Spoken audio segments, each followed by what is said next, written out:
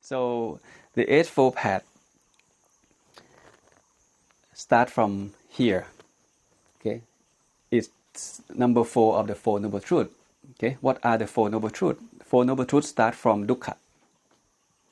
Number 1. Usually translate to suffering. Okay, it's not the best vocabulary that used to explain dukkha, but for now, just stay with suffering. And the second one is samudaya. Samudaya mean the cause of suffering, which is point to tanha or craving. The third one is nirodha. Okay, nirodha is end of suffering. Suffering can be end. And when we talk about nirodha, we are explore deeper about nibbana, where the mind has been completely free from greed, hatred, and delusion. Okay. The last one is Magga, or the path, which is the Eightfold Path. Okay, the Eightfold Path. That's the topic of today. And if you look at this, the first three is more concept, but the last one is more toward practical. In order for us to be able to practice correctly, of course, we need to understand the concept. Okay, what is dukkha? What is cause of dukkha? What is cause of how dukkha can be end? And then how can we actually practice to remove the cause of dukkha? Okay, that's the idea of the Four Noble Truths. It starts from number 1, dukkha. Dukkha or suffering is the starting point of Prince Siddhartha. Search for the way to end his own suffering or dukkha. So without realizing this fact, there will be no Eightfold Path. Okay, the Eightfold Path will be never happen. But because of the suffering or because of the dukkha that he aware, this is the nature of life. So he starts searching. Okay, why life is suffering, what caused suffering, and how to end suffering, and that's the journey begin from here, from realizing that the nature of life is suffering. Okay, so the first 3 more like concept, explain what dukkha, okay, and the cause of dukkha, which is tanha, and the nirodha, the end of dukkha. And the number 4, magga, is the practice of how to do that, okay, how to make it happen. 4 of these, okay, attack directly to remove the root cause of suffering in human mind. He realized that dukkha is the nature of life, whether you a monk or a lay person, as long as you a human being. Okay, the nature of life is dukkha, and he come down to the conclusion that the wrong clinging or attachment on the 5 aggregate is dukkha. And why is that? Because the 5 aggregate is impermanent. Whatever impermanent is continue changing moment to moment. Okay, as long as it's continue changing, eventually, it's gonna break apart. If we cling on that, we will end up suffering. That's the big picture of the dukkha. And what caused dukkha? The Buddha said, the cause of dukkha is tanha. There are 3 kinds of tanha. Kama tanha, number 1. Vibhava tanha, number 2. And number 3 is bhava tanha. Okay. Kama tanha is crave to have, desire, to have more and more and more. Bhava tanha is crave to be, crave for existence, crave to continue. And vibhava tanha, the green one, is crave not to be, crave to end. And we compare the tanha to human instinct.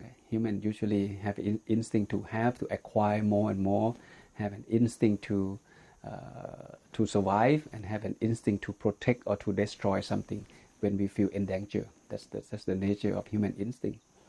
But this picture, I want to pinpoint, what caused, what behind the tanha.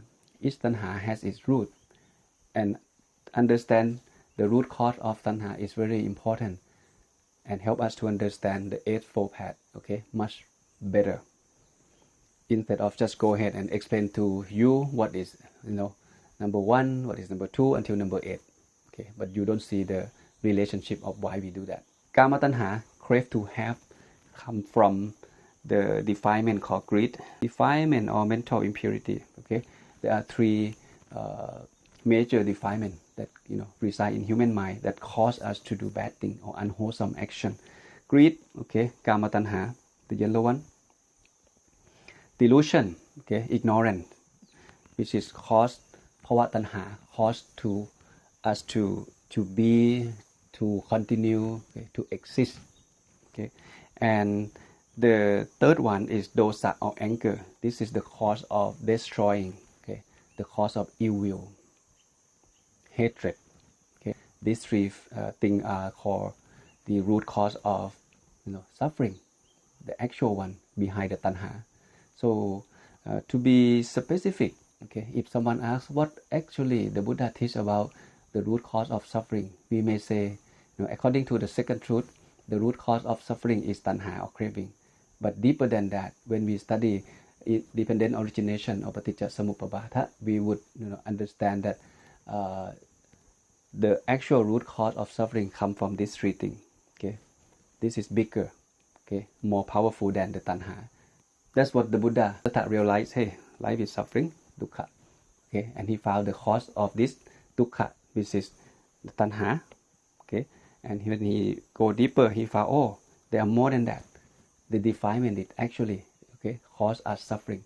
So that is why he come up with the way to get rid of these five things. The path. There is a path that help us to remove or purify our body, speech, and mind until these three things are completely gone. In this path is called the Noble Eightfold Path. And that's what something we are going to explore together today, okay, from the Buddhist text and from my my point of view as well. So I'll share with you. So this is the path, okay, that take us to free ourselves from the root cause of suffering, okay, supreme happiness or nibbana. One day, the ultimate goal of Buddhism. Whether you are a lay person or whether you are a monk, you need to develop or walk on this path in order for you, okay, to be fully liberated and free yourself from suffering. Eightfold Path, just get to know the name first. Eightfold Path or Majjhima Patipatha. Okay, there are 8 of them. Start from the right view, 1. Sometimes they say right understanding, right intention, or right thinking. Okay, intention. Okay, right speech, verbal, right action. Okay, physical, bodily action, and right livelihood. Okay. Number 6, right effort. Number 7, right mindfulness, and number 8, right concentration. What it means by right or samma? Everything starts from samma. Samma titti, samma sankappa, samma vaca, samma achiva, samma. Everything starts from samma in the Eightfold Path. Samma means something good, something wholesome, wise, okay, skillful, goodness. This is samma in Pali. So when you hear the word samma, okay, it gets translated to see right view, right view, right intention, right speed, right action. So start from right. This is from samma. Okay. There are 3 groups. The first group, right view and right intention, fall into the group of wisdom. Group number 1. Right speed, right action, and right livelihood. Right speed, right action, and right livelihood fall into the second group, which is called sila, or moral conduct. And the last group, right mindfulness, right concentration, and right effort, fall into the third group, which is samadhi or concentration. And there is a name, okay? This is called Eightfold Path, okay? This group called the Threefold Training or Trisikha. So when you hear the word Threefold Training or the Trisikha, I want you to be able to, okay, relate it back to the Eightfold Path. Okay, so from 8, come down to 3. Okay. Right view, right intention, go to wisdom, understanding. Speech, action, and livelihood, go to moral act. Okay, do good thing, verbally and physically.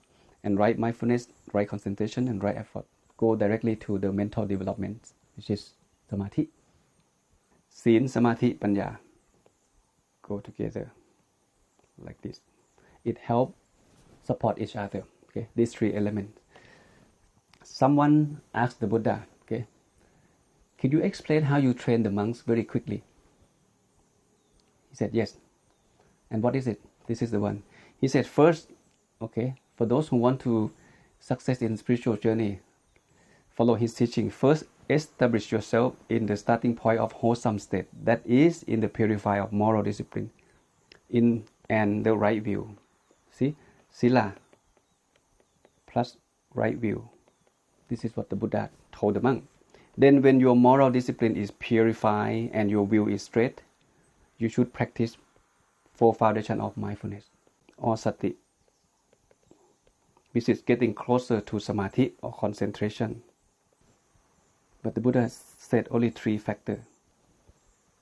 First thing, okay, whoever you are, it doesn't matter. If you want to be success, okay, in this spiritual journey or achieve, the states of mind where it's free from defilement, you must observe precept. Start from precept first, okay, and then he will cultivate right view. Right view is wisdom, okay, and in order to have wisdom, you must have sati, because sati is the foundation of samadhi or concentration. Okay, it's always come back to the same place: sila, samadhi, and panya. 1, 2, 3. But Buddha suggests start from sila first. You cannot just go ahead. Oh, well, can I just meditate first? Oh, don't worry about me doing bad thing. Yes, you can meditate, but your meditation cannot go further, because you will meditate with worry mind. Okay, people who break precept a lot will have guilt, will have mind with worries, and then they cannot meditate well. It's very difficult for someone to have a good meditation without observing precept, because if you don't observe precept, your mind is always worry, okay, feeling guilty, worry about a lot of things. But if you observe precept, that give you a sense of mind where that give you a worry-free mind, then you can meditate better. And when you meditate better, okay, you have a chance to develop your wisdom, because your mind is pure and your mind is clear. All right. So start from the first one, right view, samma titti. See the word samma and the word titti. Right view is the most important step in this journey. Okay, in study the teaching of the Buddha, in success, in the spiritual development. I think, right view is the most important, the most critical starting point. Right view, you can think of the blueprint. You see clearly what it is that you're about to encounter, why you need to develop right view, why you need to walk through this Eightfold Path. It starts from the right view. You think of this: if you want to have mango, okay, you get mango seed and you plant it with the right soil, right moisture, and right temperature. Eventually, you get mango tree, and then you get the mango, so you can enjoy that mango. Okay, but without the seed, you may have the moisture, the soil, the temperature. You get nothing. You don't get the fruit that you want to eat. You need to go find the seed first. But even though you have the seed, but you don't take good care with the soil, the moisture, the temperature, you may not get the tasty mango. You see, Eightfold Path is similar to this. The right view is similar to the seed of the fruit. Okay, and the rest also is a combination, the supporting factor that help us to grow, wisdom. So right view points specifically to what? As you can see, this is exactly from the text, okay, from the Buddhist text. Knowledge of suffering, knowledge of origin of suffering, knowledge of how to end suffering, okay, the way that leading to the end of suffering. It is the Four Noble Truths. Basically, to have a complete understanding about suffering. See, this is the first of the Eightfold Path, number 1 of the Eightfold Path, to develop the right view. And the right view points specifically for us to understand dukkha. If you don't understand that your life is suffering, Prince Siddhartha realized that, hey, life is dukkha. So he cannot stay in the palace no more. So he need to do something. He get himself ordained and he looked for a good sala, and then finally he found the way to free himself from suffering. So the starting point, okay, of everything starts from the right view, having the right view. There is no single factor responsible for the suffering of living being as a wrong view. And the same thing, no factor so potent in promoting the good of the living being as the right view. Basically, wrong view being you suffering, lead you to the suffering, but the right view leads you to happiness. both worldly life and spiritual life. Here the point is, okay, for you to be success in practice, the Eightfold Path, you must have the right view toward your own nature of life, which is life is dukkha. The Four Noble Truths, life is dukkha. And that is why we need to find way, okay, to take care of our own problem. Dukkha can translate to problem in daily life. And this fall into the category of the mundane right view. Every day we have problem, conflict, problem with relationship, problem with your own health, problem with school, problem at work, problem in the monk community. You have problem, and that problem is suffering. How do we deal with this? Okay? We can apply the Eightfold Path to minimize the daily conflict, to observe precept, to meditate, to try to understand people more, put yourself in their shoe or something like that. And this is the mundane right view. Okay? But for those arahant, people who are extremely smart like the Buddha, they notice that, hey, there are something called the superior right view. Okay? Even though you can live happily this lifetime, you may born in heaven, you're coming down again next lifetime to be like a king, you born as a prince, but this realm of existence still continue, countless, over and over, never ended, until you have achieved, okay, the superior right view. That means you're aware that this cycle can be end, and I want to end it. And this is called supramundane right view. But you have a choice, right? For now, this goal may be too far, but it's okay. Why don't make today goal to live life happier, utilizing what we have learned? This is called right view. For example, drinking is bad. Everyone in the world know, the kids know drinking is bad. Your will toward alcohol is bad. Drinking is bad. But why people still drink it? Lose your money, lose your health, lose your relationship, lose your conscience. Accident caused from alcohol. Alcohol is bad, smoking is bad. So your will toward alcohol and smoking. Okay? Some parents okay for their kid to smoke. Some parents said, no, kid, you cannot smoke. My dad never smoked, my dad never drink, and he, always teach me not to do that, not to get involved with gambling, with those kind of things. I don't know about precept, but I follow my dad. My dad has this view. But a friend of mine, same class, we grew up together. He smoked, he drink, and his father, okay, kid, you try. You're a man, you try, you drink, you get drunk. This is a man thing. You see, two fathers have different view. Which one are you? Which one is right view? Which one is wrong view? This is what I mean. Put right view into practice in your daily life. Forget about heaven and hell. Too far. This very moment, what is right view? Because right view will take you to the second step, which is right intention. And that is why right view and right intention fall into the group of wisdom. Wisdom, you understand good and bad. When a noble disciple understands, okay, what is karmically unwholesome, what is it, okay, what is bad, and the root of that bad thing, okay, and what is good, wholesome, and what is the root cause of goodness or wholesome thing.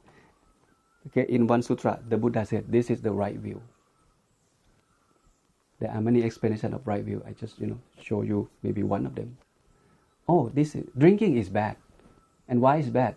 Oh, okay, it causes a lot of things after you get drunk. Then, son, you shouldn't be involved when you go to the party away from alcohol and smoke. That's one view. Okay. Oh, you should drink something else, maybe juice or something that you can be healthier and you can live longer, something like that. So this is called right view. Okay.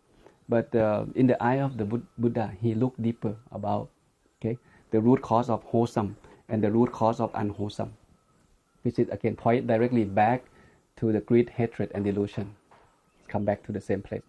Okay, it depends on who he talked to, and this is the right view. So look at this mountain. Okay, we start here. We are here, and we see. Oh, okay. Life so suffering. I want to get there where no more suffering. And the Buddha teach me 8 steps to get there. Okay, when I practice the Eightfold Path, one day in the future we will make it to realize Nibbana. But it doesn't mean we have to get there to be happy. Every day that you practice the Noble Eightfold Path, okay, you can be happy and happier on a daily basis. Okay, but if you keep on doing that, one day in the future there will be only nothing left but happiness. Okay, move on to the second one. Right intention. Once you have the right view, now right intention follow. This is also important. Get this picture clear. Right view, you see alcohol is bad, and your intention to tell your son that, son, you don't drink alcohol because it's bad. And father himself, he has no intention not to get involved with alcohol as well. So intention is the state of mind being aware that this is good, this is bad, and you have intent not to do bad. You intend to do good. So you will not walk to the table and grab the beer. Instead, you grab orange juice. Okay, this is intention in general. In the text said 3 things. Intention of renunciation. That's number 1. Second one is intention of non-ill will. And the third one is intention of non-harmful. 3 things. Renunciation means, like Prince Siddhartha renounced the world, he left the palace, he left things behind. We are monks, we leave things behind. So does that mean everyone have to ordain to practice the right intention? So when you read the text yourself, you may get confused. Don't get trapped with the word. You need to be able to understand the meaning behind what it means, what the Buddha mean by renunciation. Okay, for non-ill will, okay, I think understandable. We have intention, okay, not thinking bad toward other, non-ill will. For non-harmful, okay, understand. I will have intention not to harm anybody. Understand. But for renunciation, what the purpose of renunciation? What kind of thing that renunciation take care of? Think deeper. I think this picture help explain, okay, clearly. We talk about right view. Right view get rid of ignorance, get rid of delusion. When we have right view, we will not get involved with alcohol. Okay. When we have right intention, you have intention. This one deal with greed and non-harm, non-greed and non-harm. These are the 3 root cause of defilement, remember? Delusion, greed, and hatred. This one, this picture. This one. So these 1, 2, 3, okay, we need right view and right intention at the starting point because they cause us suffering. So right view dealing with delusion. This one. This is right view. For right intention, dealing with greed and anger. This one. So right view, okay, good and bad, we know. Life is suffering. That's why I should do my best to decrease my daily suffering. If today I can lessen my suffering, okay, so it will set tone for the rest of the week, of the month, of the year, of the future lifetime to live life happier. And with right intention, follow the right view. You see that life is suffering. You will do your best to lessen your suffering by taking care of the root cause of suffering. What are the root cause of suffering? Greed, hatred. Greed and hatred. And delusion. 3 of them. 3, 2, 1. These are the root cause of suffering. And that's why renunciation point directly to lessen. Okay? When someone practice renunciation, that means someone have intention, okay, to reduce greed or desire. You may not be able to remove it, but you can reduce it. Let's say, your phone is good, and you ask your mom, can I have a new iPhone? She just bought you last a couple months ago. But your friend has newer version, and you told your mom, can I have a new one? So this dealing with intention, will and intention. Will mean, okay, you want your son to have good phone, reliable phone. Okay, then you buy him a good phone. And now he asks you for another one, which, is only 3 months old of the phone. The intention to have a new one. This is greed. Greed take control his mind, and he asks his mom to get a new one. Maybe sell this one, get a new one. And if you do that for your son because of your love, you fulfill his desire. And next month, the new version come up. He asks you for a new one again, and you buy him again. Greed, never enough. This is renunciation. When someone become a monk, this is the best practice of get rid of desire. Clothes, that's all we have. Car, we don't have. Money, we don't have. House, we don't have. We have nothing. We have bowl to get food. See, this is the powerful of renunciation. So there are many levels of practice. Eightfold Path. Monk, we are the group of people who walk on the highway. We renounce the world. So we have a better chance to get rid of, the mundane desire. Ill will, okay, we practice loving kindness. Harmful as well. Ill will and harmful, we practice loving kindness and compassion to get rid of, hatred or anger. So by understanding the right will and right intention, okay, we already prepare ourselves, okay, to get rid of the defilement in our mind. So this framework to me is very important. When you study Buddhism, you have to get this framework clear, so you will not get lost when someone asks you a detailed question. Whatever we do from now on, use your wisdom, okay, to practice the right will and right intention, because these two things help us to, okay, be aware of the delusion, greed, and hatred. We will not do things bad. You leave the house today to go to work. If you set good intention, today I'm not gonna harm anybody, okay, verbally, physically, mentally.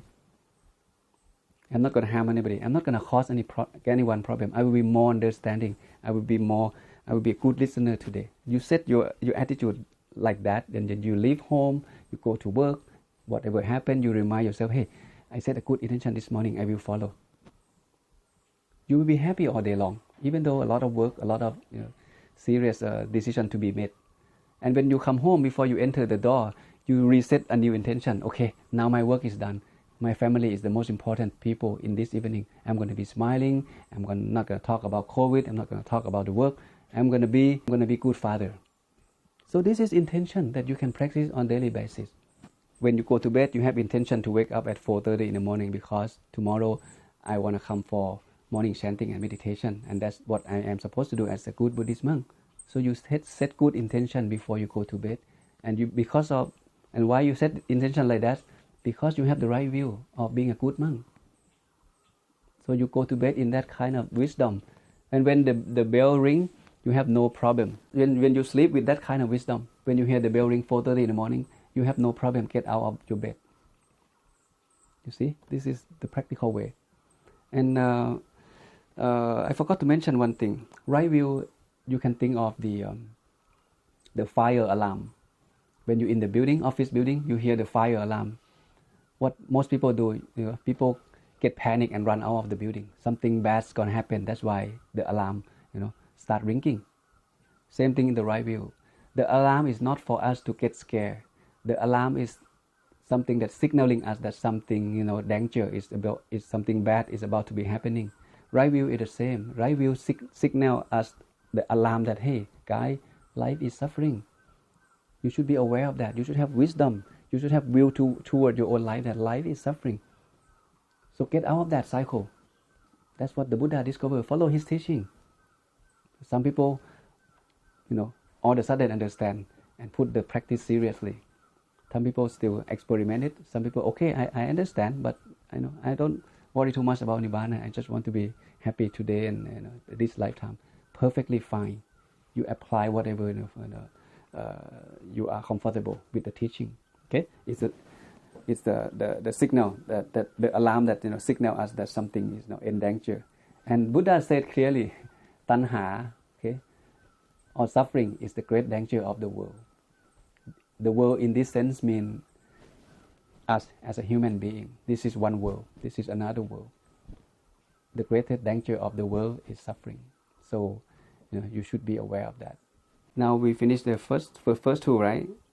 The wisdom group. Now the second group, in the Eightfold Path, talk about the precept or the moral conduct.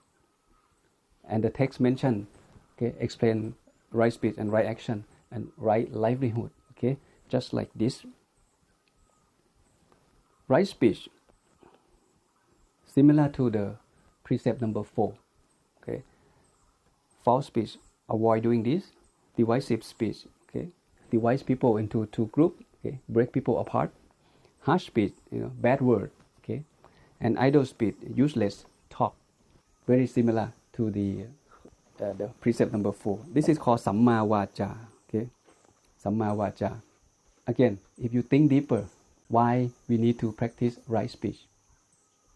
If your speech comes from greed, comes from hatred, comes from delusion, you should avoid doing that. You should decrease that. Okay, you need to be able to track it back to the root cause of suffering from speech, suffering from talking bad, suffering from lying. It comes from these three defilements: greed, hatred, and delusion. This one, yeah, greed, hatred, and delusion. If you speak from greed, you lying. You business person, you tell something that you want people to buy your product. You exaggerate the quality of the product, and this fall into greed, and that greed motivates you to speak something not right to the customer. See, if you don't like this person, you tell another person to hate that person too. So this motivation comes from hatred. You give these people bad thing about the person that you don't like. So this person end up believing you, and he also hate that person. Okay, so this comes from hatred. See, if you track it back, it go back to the same place. Go back to wisdom. Go back to right view and right intention. Speech, action, okay, and livelihood, the same approach. Okay. Right action, Samma Kammanta. Kamma means conduct. Okay, right action, to do something right, physically. So here the text mentioned three things, which is similar to what? Killing, right? Destruction of life, killing. Stealing, take what not belong to you. And sexual misconduct. It's the precept number 1, precept number 2, and precept number 3. Killing, stealing, and sexual misconduct. Yeah, very unethical, relationship with others, sexually. Yes, let's say you already have wife and you had affair with another woman. This is wrong conduct. There are details on that. But basically here, okay, as a person, as an individual, the Buddha teach us to do the right action because he wants us to help us to lessen our own suffering. If we still do the wrong action, healing, harming others, okay, no one like to be harmed. And then when you harm someone, physically, verbally, how can you sleep happily? You may be afraid that people may come back to you and get revenge, hurt you back. Okay, that mind cannot be free from worry. And same thing, stealing. Someone steals something, from you, you're not happy. You steal someone from something, and that person not happy. So this creates problem in the society for yourself and for people around you. You lose credibility, especially sexual misconduct. This thing, if the guy have many wives, so wherever he go, any workplace, any school, he will have a very bad credibility, and no one wants to be around. Your word will have no power because you're always cheating to your wife. So this is the importance of doing the right action. So number 3, right speech and right action. Okay, it's grouped in the similar to what it said in the 5 precepts. This is not just something that forces us to do. Okay, it's more like help us to aware that, hey, in order for you to achieve the highest wisdom, okay, you must meditate. But in order for you to have a good meditation, your verbally and speech must be pure. Okay, link this picture together so you understand the Eightfold Path, in a different way. And here the Buddha already talked about good and bad in Buddhism. He clearly explained in the Noble Eightfold Path when we study Dhammachak, but not many people kind of aware of that. So let me illustrate for you. There are 3 ways we can commit the karma. Okay, verbally, bodily, and mentally. Okay, basically body, speech, and mind. There are 3 ways we can commit the karma. For bodily action, killing, stealing, sexual misconduct. If you don't do this, this is called right action. If you do this, this is called wrong action. For verbal, okay, false speech, harsh speech, divisive speech, and vain speech or idle chatter. This is called wrong speech, right? If you do this, if you don't do this, you practice opposite. It's called right speech, according to the Eightfold Path. And for the mental part, okay, covetousness, okay, greed, desire, okay, want something from someone, ill will, hatred, and the wrong will. If someone have these three things in mind, it's considered having wrong will or wrong intention. But if you practice oppositely, you are practice the right intention and right will. This is wisdom. Okay, so if someone asks you, okay, what is considered good and bad in Buddhism? This is the perfect answer in the eyes of the Buddha. Do this bad, do this good. So observing precept is the starting point. It doesn't mean you do good. Okay, you're just not doing something bad. Not doing something bad, it doesn't mean you do something good. You can be selfish, observing precept clean. Very selfish. There are many qualities that come with the precept, not just feeling like, oh, I am a good person already because I observe just 5 precepts. In fact, it's not enough. Thailand is the Buddhist country. Okay? People observe precept. And in the eyes of Buddhists, they feel like when they observe precept, they consider a good person. Easy way to do good thing, but just do nothing but lying in the bed, and you are considered good. Because when you're in the bed or you're watching TV, you don't kill, don't lie, don't intoxicate, don't do anything bad. You're just watching TV. No, this is wrong idea of observing precept. Observing precept means you have intention of not doing these 5 things. So it's fall into wisdom. Intention not to harm, intention not to steal, intention not to sexual misconduct or lie or intoxicate. So they're much deeper than that, not just observe precept and do nothing. Back to number 5, Samma Achiva. Samma Achiva means right livelihood. You make a living, okay, based on good intention, not harm, not steal, not lie, on that direction. So the text mentioned only this. Here, a noble disciple, having abandoned a wrong mode of livelihood, earned his living by a right livelihood. That's it, period. Okay, what does it mean? Having living life in the right livelihood. No explanation. No explanation. For the lay people, okay, in one sutra, the Buddha mentioned that 5 career that you shouldn't be doing or get involved. Okay, what are those 5? Selling weapon. Okay, human being, human trafficking, selling women, men, children, slaughtering, killing animal. Okay, intoxicant. Okay, drug, alcohol, and poison. Poison like chemical poison that fertilizer that used in the agriculture.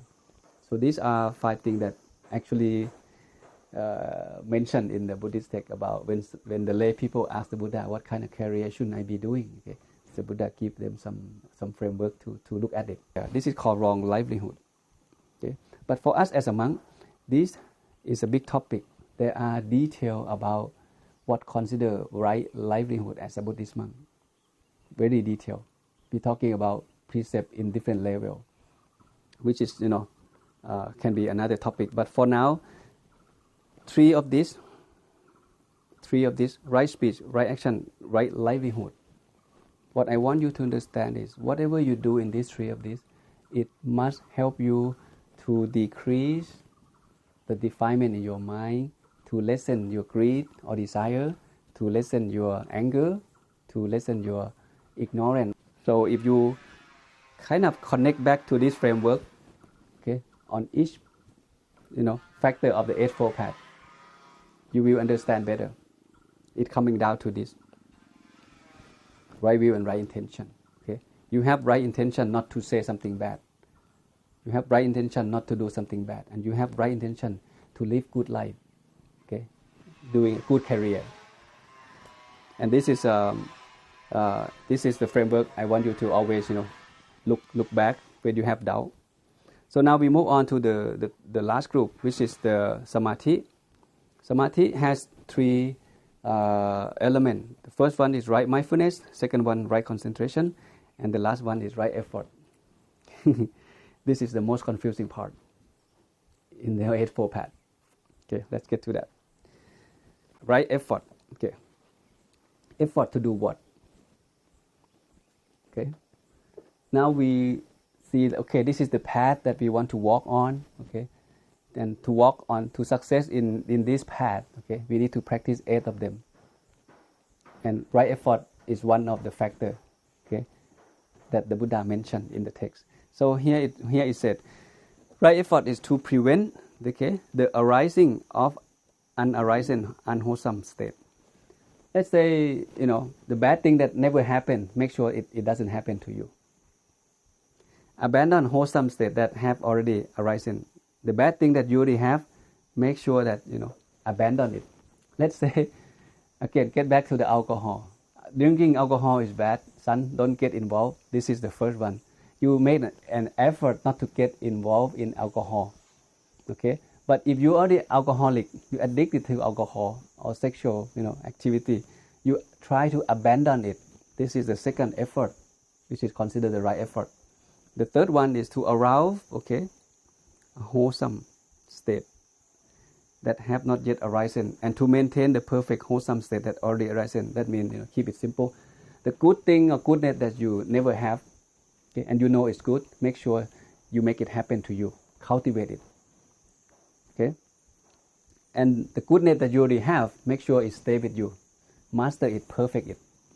Let's say you never meditate before, and meditation is good. It can calm my mind, it help me to have happy life, lessen my stress. So but you never practice meditation. So you made an effort to know how to meditate and put into practice. Okay? And once you practice meditation, you know that now I love meditation. I cannot go to bed without practice meditation. You do your best to make your meditation better, and that is number 4. Okay? So these are the right effort. So right effort is the starting point for us to have the right concentration. You start from effort first. Perseverance, okay? Because these 3 things go together: right effort, right mindfulness, and right concentration. At the end, the big picture, we want to have a good meditation, so we can have the right wisdom. But it starts from right effort as step number 1, and step number 2, we practice mindfulness, and step number 3, we practice concentration. But without effort, you cannot be success. Without perseverance, you cannot be success. And that's the meaning of the right effort. Okay. But for the right mindfulness, this is more interesting. Samma sati. See the word sati come back. Remember this picture, right? Okay, sati, samadhi, concentration, horse, okay, the rope and the pose. Okay, keep this picture in mind. So samma sati. Again, in the text that explain the right mindfulness, it mentioned 4 things. When it talks about samma sati, it points specifically to the 4 foundations of mindfulness. What are those 4 foundations? Contemplation on the body, kaya nupassana. Kaya means body. Contemplation on the feeling, which is vedana nupassana, feeling. Contemplation on the state of mind, which is citta nupassana, the Pali. And contemplation on the Dhamma. Sometimes they use the word phenomena, which is Dhamma nupassana. Sometimes you hear the word mind object.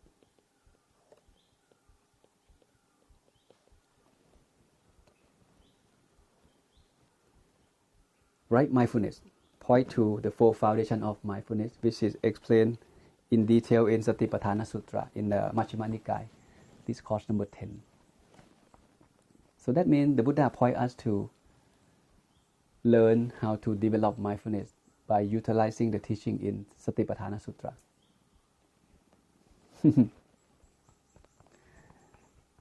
And how do we do that? How do we practice mindfulness in the daily on our daily basis? Body, feeling, mind, and mind object. Here is the text. Okay, I think it's good for us to take a glimpse on what actually mentioned in detail in the Satipatthana Sutra, and then we connect it back to the Eightfold Path, to the right view and right intention, to the greed, hatred, and delusion. Here the Buddha said, Bhikkhu, you contemplate on body in the body. You contemplate on feeling in the feeling. You contemplate on mind in mind. And you contemplate on mental object or mind object in mental object. Okay, same thing with this one. But this is the explanation in Satipatthana Sutra. We're talking about the same one, okay? Don't worry about too many texts here. But what I want to point here is that at the very end of each object, body, feeling, mind, and mental object, the Buddha emphasized two vocabulary: covetousness and grief. Covetousness and grief. Covetousness and grief. Covetousness and grief. What is he implying? Covetousness point to greed. Grief point to hatred. And what are these two things that we just learned? This is the defilement, right? Delusion, hatred, and greed are defilement. So when one practices mindfulness, that means you are fully aware of your bodily action, of your feeling, okay, of your thinking in the mind, of your Dhamma that you practice, that you will focus to lessen these two things, greed and hatred. Every moment, every breath that you take, to lessen this one, greed and hatred. And where is delusion? Why? How come the Buddha did not mention delusion here in this mindfulness? Okay, delusion already taken care of when we talk about right view and right intention. Okay, but when you have the right view, that's why you start practice meditation to get rid of the greed and hatred by utilizing the four foundation of mindfulness. Okay, body, feeling, mind, and mental object. Let's say mind, if we use the word intention, because intention is a thinking, and thinking comes from the mind. And when we think, we speak, and then we act. If you have good intention, okay, you will say something good instead of say something bad. You will do something good instead of do something bad. This is the practice of mindfulness in your daily basis, through the right intention concept, through the right mindfulness concept. Can you guys link it together? Okay? So greed, hatred appears here. In other words, we can say right mindfulness is the way for us to develop our emotion and attitude in our daily basis. To reduce what? Greed, hatred, and delusion. And when this happens, you are on your way to reduce the dukkha, which is the goal of practicing Eightfold Path. Emotional development. This is the right mindfulness. Now, coming down to the most complicated one, right concentration. This is the Eightfold Path, number 8. Right concentration, which is Samma Samadhi. Pali is the best. The meaning is clear. When it gets translated to English as concentration, sometimes confusing.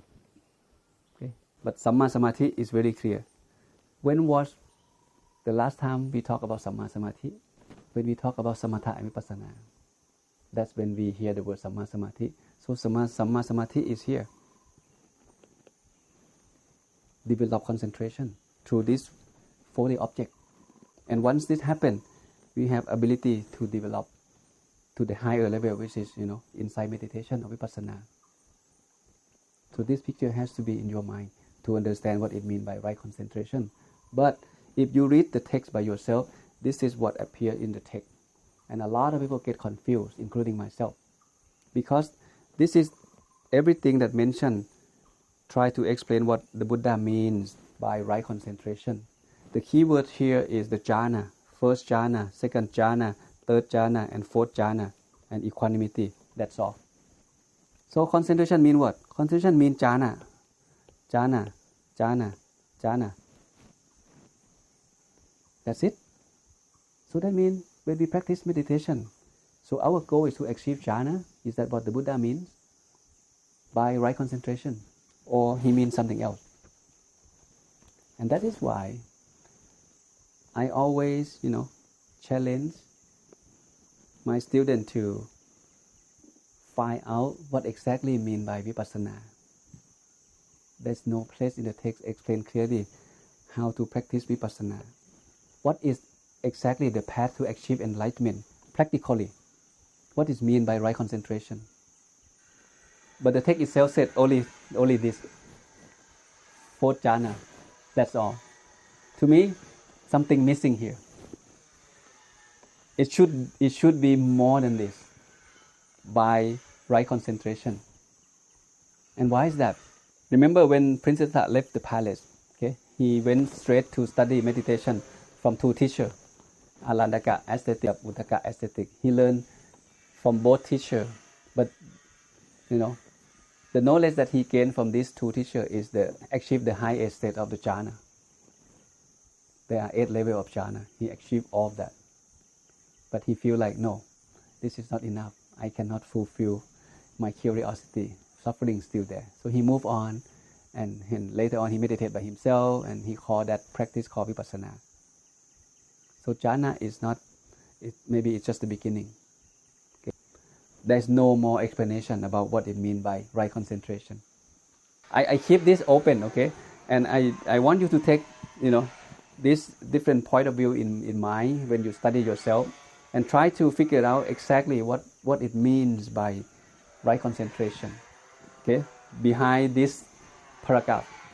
And that is why Luang Pi try to bring this information up to you when we talk about 2 kinds of meditation practice in Buddhism, which is samatha and vipassana, in the previous class. So you kind of see a different dimension and have a deeper understanding how to achieve the right wisdom. Because without right wisdom, we cannot liberate. We cannot free ourselves from suffering. We need to have the right wisdom. And to gain right wisdom, one must observe precept. One must meditate. Okay. When you meditate, you free yourself from hindrances. Okay. When those hindrances gone, you achieve the jhana. When you achieve the jhana, you move on to the super knowledge, and that super knowledge lead you, okay, to a pinya, which is help you to free yourself from suffering. It's a long journey, right?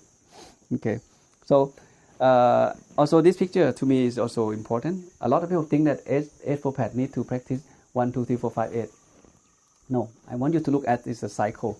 Okay, it intensifies itself deeper and tighter and tighter. Okay, start from the right view and go all the way. Okay, deeper and deeper and deeper and deeper.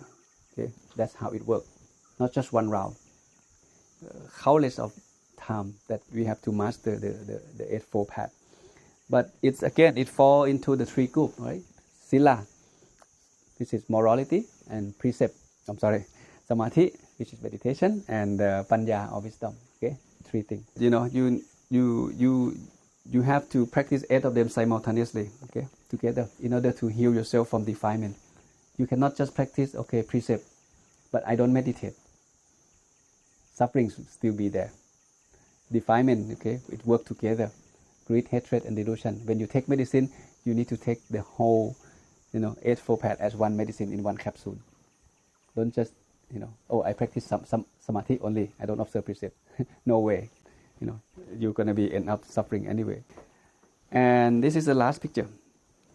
Okay, this is the Buddhist development goal. I think this is a holistic way to develop ourselves in 4 areas. The first one we call it physical development. Second one, social development. And the third one, emotional development. And the last one we call wisdom development. With all of this together, okay, we can train a man to be a perfect man.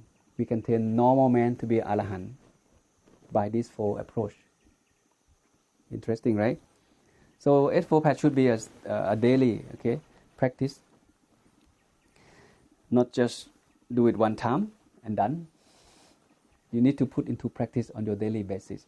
So physical development, okay, start from take good care of your health. Okay, that's very superficial. Eat, sleep, exercise. Okay, for ordinary person in general. Make sure you have good health. Without having good health, it's going to be difficult to observe precept. It's going to be difficult to have a good meditation. So start from taking care of your own health. But deeper than that, what it means by physical development, this is this one. The keen sense of sense control. You have to be able to develop wisdom from what you see, what you hear, what you smell, what you taste, what you touch, and what you think. This is called physical development. Utilize your sense-based door to, have more wisdom. What happens if you see a beautiful woman? What should you think? What happens if you see the new phone? What happens if you see, stuff that you like? What happens if you hear the beautiful music? What happened to your mind right then, right away? Your mindfulness just catches right away. No, 5 aggregate. No, I don't need that song. No, I don't need that phone. So your mindfulness is going to be right there, right away. This is how you cultivate wisdom, through the sense-based door. And in this group, this is called physical development. So you can learn a lot of things on your daily basis. Social development, we are not alone. So in the Eightfold Path, right speech, right action, and right livelihood, it's about behavior, it's about habit. If you're going to be living with people that don't care about precept, kill, lie, stealing all the time, how can you live life happily in that kind of situation? So social development, okay, start from right speech, right action, and right livelihood. Doing good thing, okay, observe precept, okay, speak something good, something benefit. That's about wholesome behavior. And the third element, emotional development, this is right mindfulness, right concentration, and right effort. Again, it's dealing with attitude. Okay, your emotion, you develop good emotion. Don't allow sad to take control your mind for long. Okay, don't allow negative emotion to stay in your mind for long. 5 ways to get rid of it. 5 ways to deal with it with the right mindfulness. At the moment, how do you feel? What do you think of? This is mindfulness. Mindfulness is now. Mindful of what now? Not mindful yesterday, not mindful for tomorrow. Now. Now you are a student. Where is your mind? You see me, you see the screen, but your mind is back to Spain. That's not mindfulness. Mindfulness is now. So this is how we can practice, in the real situation, on a daily basis. Okay, right mindfulness. And with that mindfulness, then you can concentrate. Oh, okay. Noble Eightfold talk about the Eightfold Path. So you concentrate. See? And that concentration need effort. Oh, I'm so lazy. Oh, almost 4 o'clock. When should you finish? You need effort to gain wisdom. Perseverance. Okay. See, this is the Eightfold Path in the daily life. And the last one, wisdom development. Again, it deals with right view and right intention. Okay, healthy thinking, skillful thought, right view. Okay, it's the starting point of everything. By having the right view, and with right view, take you to the right intention, good mind. Okay, when the Buddha teach about mind in mind, the Buddha asked the monk, okay, at the moment, where is your mind? Does your mind have greed or no greed? Your mind happy or unhappy? Your mind have hatred or unhatred? Do you think bad to something or you think good to something? Very simple question. He bring your consciousness back to that moment. And then, please answer me, when I ask you. Oh, I am being mad. And why are you being mad? What happened to you? Oh, that monk said something bad to me. Oh, and then this is called phenomena or Dhamma in Dhamma. My object. Oh, getting mad because of this. This is the cause of madness. And see, if you kind of mindful, slowly thinking of what happened in your mind, you kind of sort it out. Oh, okay, maybe I can forgive him. Slow down, take a deep breath, and continue meditation. There's a lot of scenario that we can learn each day. And this is the last sentence that the Buddha mentioned. Okay, the path is there. My job is done. Okay, now it's your turn. You yourself should make an effort. I can only show you the way. You are the one who walk on this path. Okay. If you do that, you will release from the bond of Mara. To keep it simple, if you follow this, okay, you will live life happy and happier every day. Okay. But when the Buddha talked to the monk, sometimes he used different words. Okay. He teach in different level. He talk about the Mara. He talk about the cycle of existence. He talk about ending the birth cycle, rebirth cycle. But for us, okay, just keep it simple. Stop doing bad, doing good, and meditate. That's all. That's the summarize of the Eightfold Path. With that, Long Pi finish.